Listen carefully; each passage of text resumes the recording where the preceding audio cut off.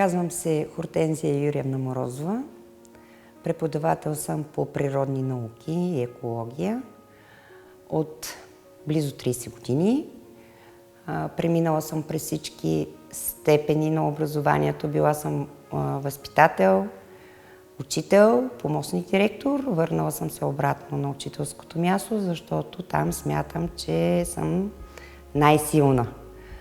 В училище Неофит Рилски, основно училище Неофит Рилски, село Обнова, работя вече 5-та година с прогимназиални ученици 5, 6 и 7 клас. Водя дисциплините Човекът и природата в 5 и 6 клас и в 7 клас биологията, химията и физиката. Възрастта, в която се намират децата, са 10, 11, 12, 13 години, горе-долу в такъв диапазон. Училището е малко, т.е. учениците са малко на брой, но това не значи, че не трябва да се работи с децата. Природните науки дават възможност да се използват различни методи на работа. Забелязала съм, че всяка една година децата са различни и не можеш да прилагаш едно и също нещо в практиката си по начина, който примерно миналата година е протекал един учебен час, на следващата година той не върви.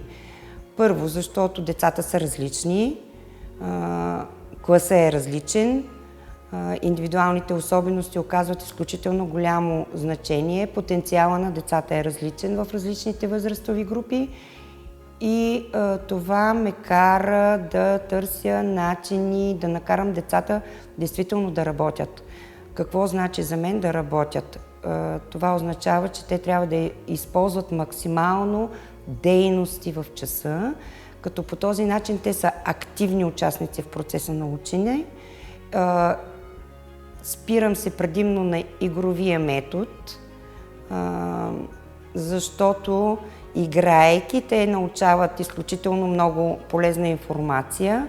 Нямам претенциите, че ще станат професори по природните науки, но за мое щастие много мои ученици са поели или по моя път, или са станали лекари, медицински сестри, акушерки и така нататък, което за мен е изключителна гордост да поемат съответно стъпките си и бъдещите си планове да бъдат така реализирани, че да бъдат в насоката на природните науки.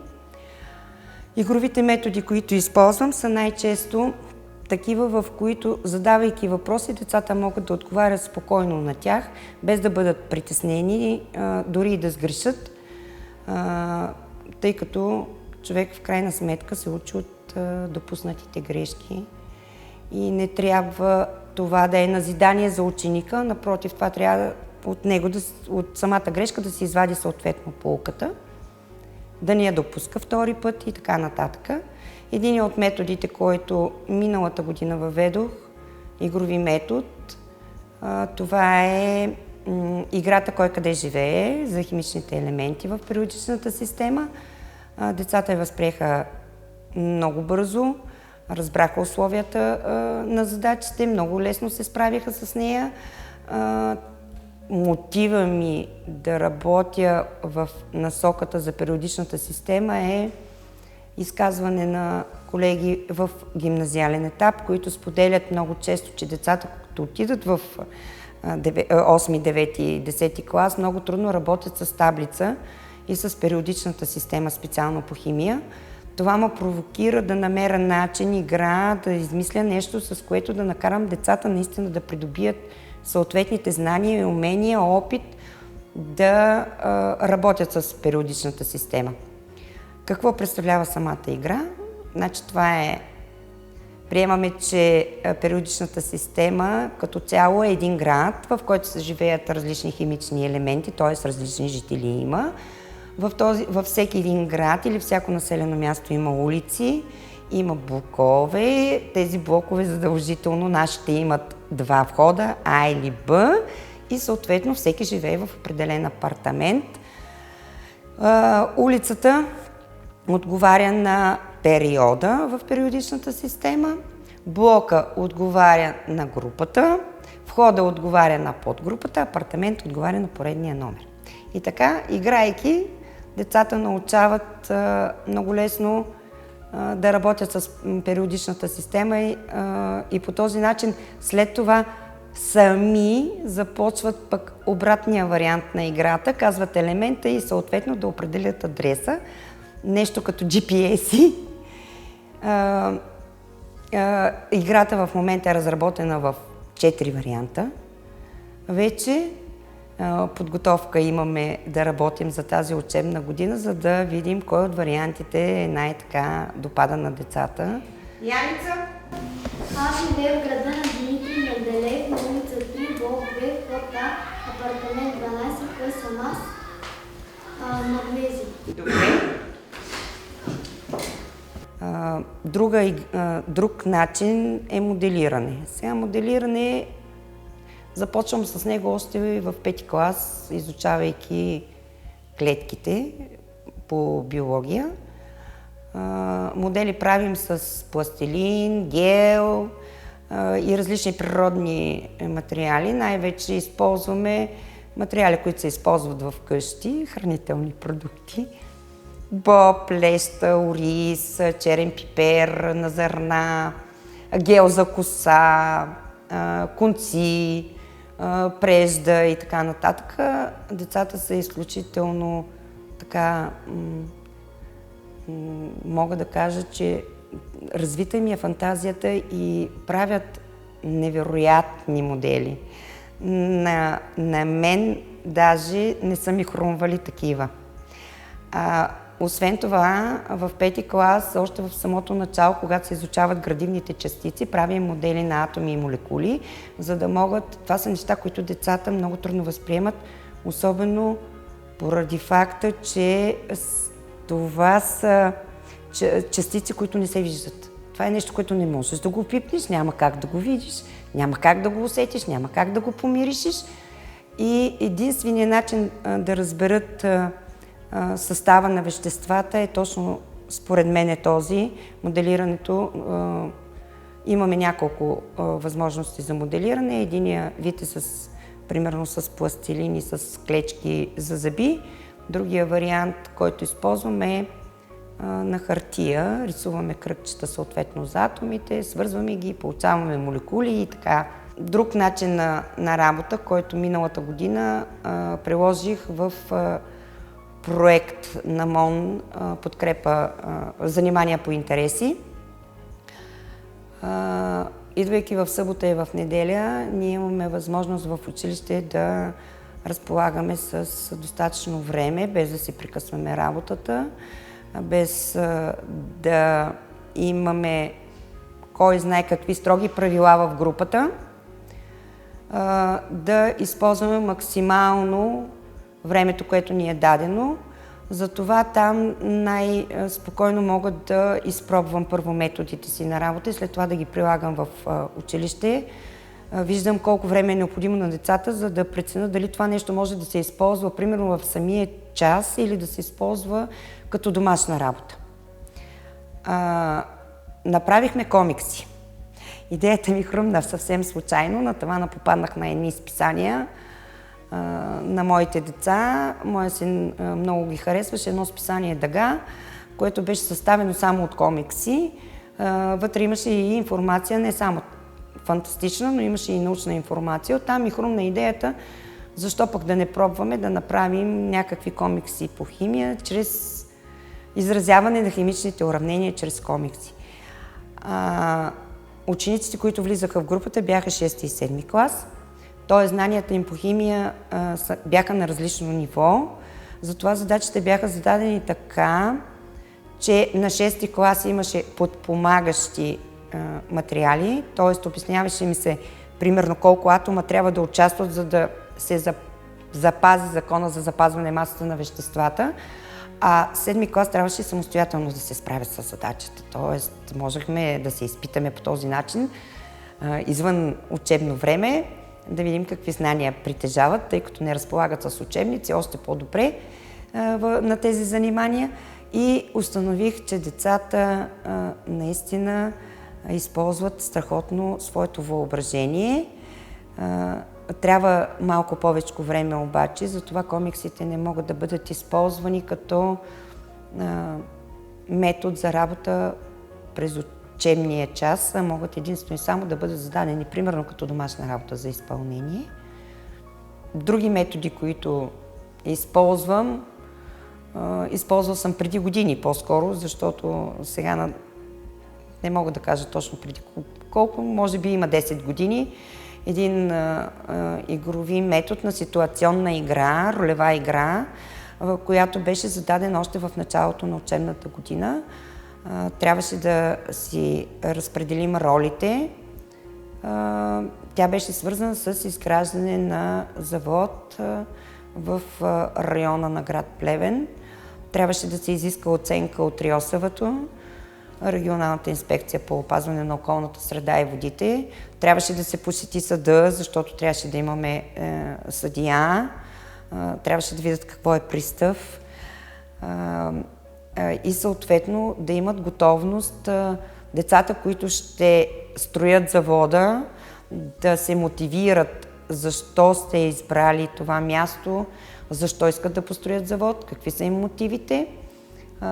Децата, които трябваше да защитават оценката на околната среда, трябваше да имат добра подготовка теоретична, затова един такъв урок изисква много продължително време за готвене. Поканихме се тогава гости и представители, уважиха ни от Регионалната инспекция по опазване на околната среда и водите, родители, учители от училището. Децата се справиха великолепно, нищо, че пак бяха в тази възраст. Нещата се получиха много добре, така и не построихме завода, защото се оказахме по-добри еколози, т.е. мислейки за бъдещето, нали, не само за момента това, че има безработица и трябва хората да работят, мислейки за бъдещето, те показаха и отстояха своята гражданска позиция. Друго нещо интересно, което правя, това е работя с деца по различни конкурси и проекти, които се обявяват. В момента седмокласниците ще се явяват на национално състезание в Търговище с проект за почистване на река Порденска, която преминава през село Обнова. 4 ученика са участвали в проекта, разработили са си го. Не само разработка, но вече е приключена, са приключени всичките дейности по проекта и с тези дейности, т.е. те показаха, че действително вече имат изградено не само екологично съзнание, а и самосъзнание. Тъй като сами си избраха темата, с мое съдействие определихме дейностите, които могат да бъдат извършени. Работиха в събота и в неделя и поискахме съдействие от община Левски, които ни предоставиха чували, ръкавици и всичко необходимо, извозиха нашите отпадъци. И тези 4 деца, Вяра Пенева, Християна Георгиева, Владислав Бешев и Преслав Петков, имат награда и с този проект участвахме миналата година в международен конкурс. В момента очакваме резултатите на журито от Москва, които ще трябва да излязат през 2020 година в началото на месец февруари, тъй като на национално ниво заехме призова позиция. И това за тях е изграждане и не само на гражданска позиция, но и на самочувствие, че могат, че знаят и трябва да продължат напред. Ние участваме и по друг проект, който е Връстници обучават връстници. Миналата година за първи път бяхме включени в него. Той е проект на община Левски. Работим всичките училища, които сме в общината. Групичката от децата, които бяха обучени за да вземат участие в проекта, е малка. 3 деца са обучени. Тук Християна Георгиева, Вяра Пенева и Теодора Тодорова, те трябваше да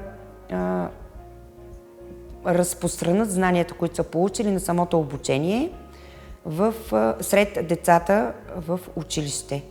Тоест, те трябваше да се представят пред други класове, деца, които дори да ги познават, нямат такъв досег до тях. След което те трябваше да презентират своите знания, да изготвят презентации и да презентират това, което показват в присъствието на всички останали училища от общината. И тъй като много добре се представиха, смея да твърда, че те са първенци в това отношение. Поканихме едно от училищата миналата година да ни гостува на една такава презентация, при което подготвихме съответно цяла конферентна зала, както си му е реда. Децата бяха очаровани, бяха много впечатлени и децата, които дойдоха от града, просто онемяха от начина на посрещане от деца от такова малко населено място. Не е малко, нали? Село Нова не е малко място, но въпреки всичко е подзнаменател на селските училища. И там те видяха, че няма страшно. Това, че знаят, означава, че ще могат. За да започна да работя по този начин, за да дойда на село да работя, всички учители в началото на всяка една учебна година се събираме и правим съвещания по съответните направления. Много често колегите споменават, че учителите на село отиват, работят каквото работят и си заминават. Нали? Един вид малко като че ли неглижират децата на село. Това е едната причина да потърся да работя на село. Другата причина, която е, че децата на село не осъзнават колко са богати. Колко са богати по отношение на природни ресурси, на възможности за усвояване на свободното време и че в никакъв случай не са лишени от това да могат да използват пълноценно свободното време, с което разполагат след целодневната си организация на обучение.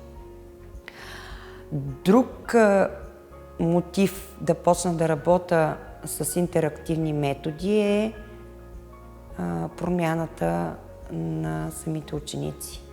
Новото поколение е коренно различно от това от преди 4-5 години, примерно, казвам.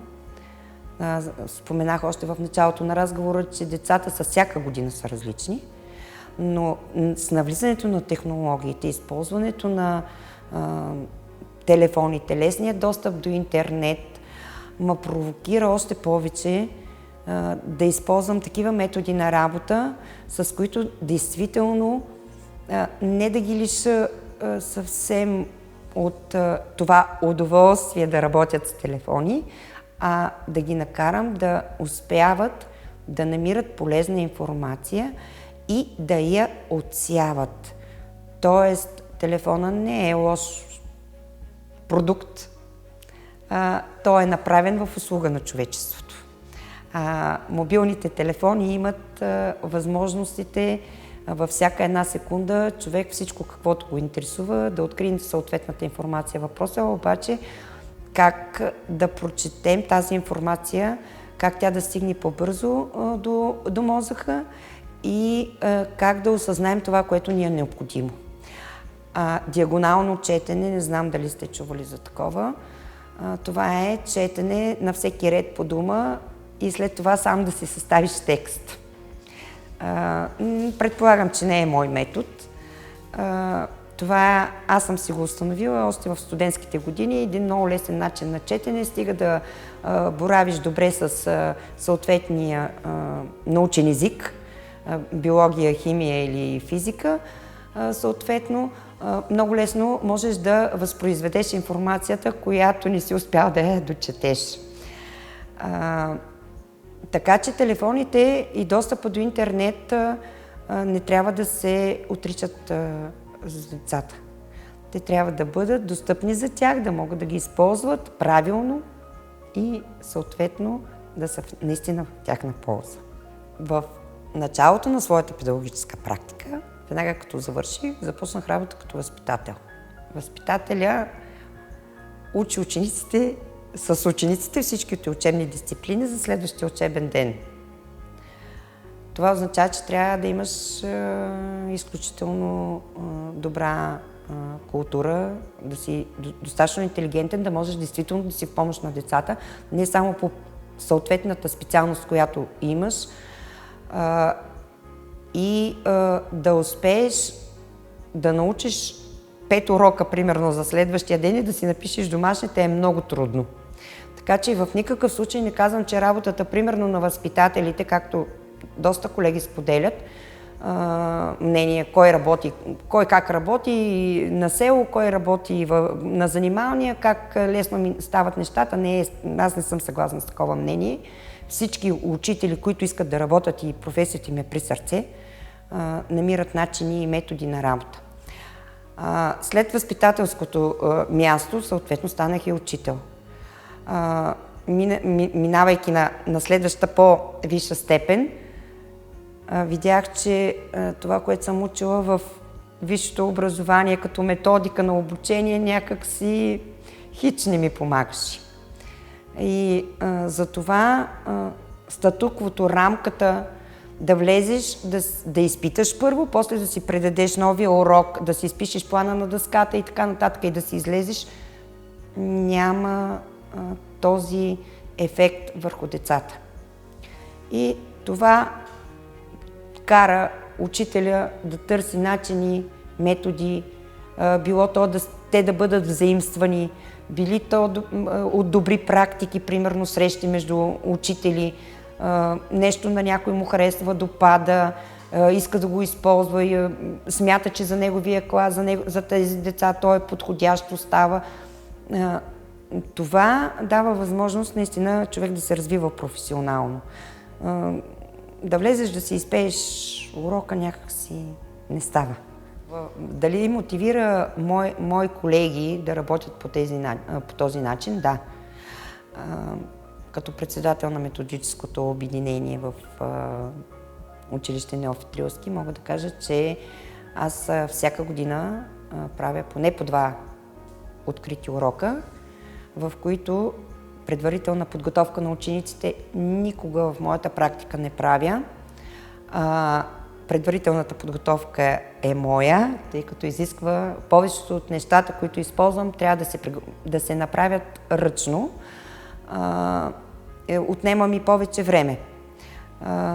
Отнема време да измислиш идеята, отнема време да си я реализираш, отнема време да я приготвиш за всяко едно дете. Отнема време да приготвиш и за колегите, които ще присъстват съответно на този урок. Но мога да кажа, че ние имаме млади колеги, които работят с тази методика, прилагайки я обаче към съответната възраст, за съответната възраст и в съответния клас, по съответния предмет. Така че да, мога да кажа, че има приемственост между по-възрастните, по-младите. Ние има какво да научим от тях и те има какво да научат от нас.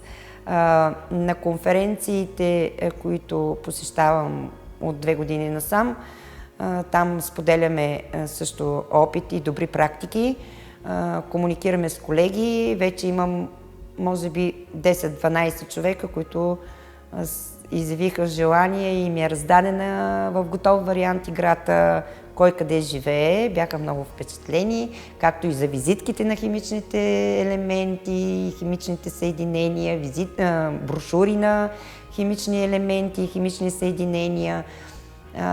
А тази година съм приготвила едни тихи книжки. Един вид, това са... Имам внуче, това ме провокира пък в друга идея ми хрумна. Покрай тези тихи книжки, малко скрита информация, и по този начин да съчетаем знания с интерес.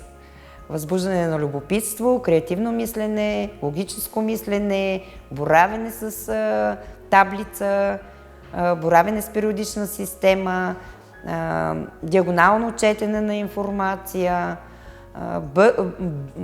бързо да реагират на съответните зададени въпроси, да могат информацията да я обобщават, да я анализират, да я достигат до изводи.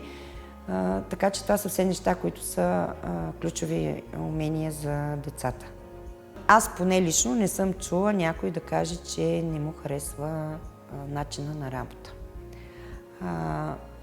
По-скоро съм чувала друга реплика. Тя касае лично, нали, това, че отделям изключително време за подготовка на такива уроци. По-скоро как намирам време да се съчетавам всичко, тъй като аз съм в крайна сметка все още и майка, и баба, и домакиня, и учител. Намирам време за всичко. Времето наистина е дефицит и с недоспиване. Отговорът е ясен, с безсъни. Но усмивката сутринта, като влезеш в училище, децата това, че тичат да те прегръщат, виждаш как греят очите им, чакат с нетърпение да влезеш в час, чувстват се освободени, не потиснати, защото в крайна сметка целта не е да влезеш да му покажеш, че не знае на едно дете. Целта ти е като учител, учиш, предаваш, подаваш информация. Целта ти е да го научиш. И хубавото е това, че аз използвам в моята работа и родителите. Включвам ги във всички възможни дейности, които децата няма да се чувстват притеснени от това. Сега ще ви дам един пример от преди 2 години. Тези седмокласници, сегашните, бяха в 5-ти клас. На края на годината, 1 месец преди да приключи учебната година, на една родителска среща казах на родителите, че ще направим състезание на края на учебната година между родители и между ученици. Да видим родителите колко знаят и колко знаят децата им. И аз очаквах в първи момент реакция от родителите, нали, не ни се идва, не ни се иска, но те така откликнаха, съгласиха се веднага, казаха, че няма никакъв проблем, само да се определи датата и часа, да се знае малко по-отрано за събитието, за да може да се организират съответно и техния делник, защото в делник трябваше да протече състезанието. Получи се чудесно състезание. Оказва се, че родителите знаят 2 пъти по-малко от децата, а с пъзела изобщо не можаха да се справят. Пъзела беше с системите на човешкото тяло, единия за учениците, единия за родителите. Децата си свършиха пъзела, не можаха да се стърпят. Няколко пъти питаха, в рамките на 5 минути ги държах седнали все още по местата, докато най-накрая отбора не можа да се стърпи, стана да помогне на отбора на родителите, при което се втурнаха всички ученици от класа да помогнат на родителите си, защото пъзела се оказа трудна дейност за родителите. И така, следващата година включихме родителите в проекта Твоя час. Направихме една градина с тяхно съдействие в училищния двор. На откриването бяха поканени от община Левски известни личности от общественици от село Обнова, читалището в село Обнова. Откриването беше в национални носии, с пита с мед, рязане на лента.